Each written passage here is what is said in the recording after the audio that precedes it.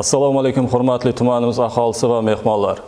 O'zbekiston Respublikasi Favqulodda vaziyatlar vazirining 2026 yil 6-iyuldagi 252-son farmoyishiga asosan joriy yilning 5-iyuldan 5-sentyabr kuniga qadar respublikamiz bo'yicha dolzarb 60 kun tadbiri o'tkazilishi belgilangan.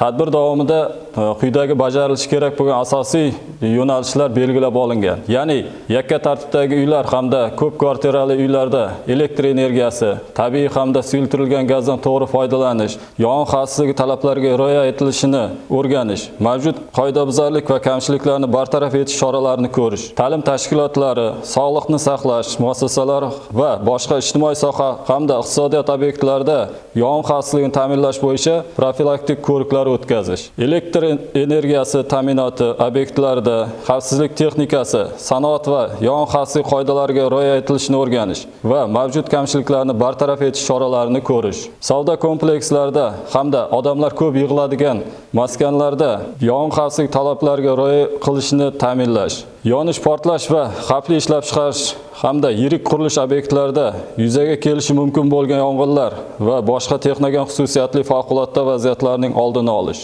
Yozgi dam olish va sog'lomlashtirish mavsumida oromgohlar, dam olish va sog'lomlashtirish maskanlarida favqulodda vaziyatlarning oldini olish va yong'in xavfsizligini ta'minlashga qaratilgan kuchaytirilgan profilaktik tadbirlarni amalga oshirish. 2026-2027 yil o'quv yili ta'lim muassasalarining yong'inga qarshi holatini talab darajasiga keltirish asosiy yo'nalishlar etib belgilangan.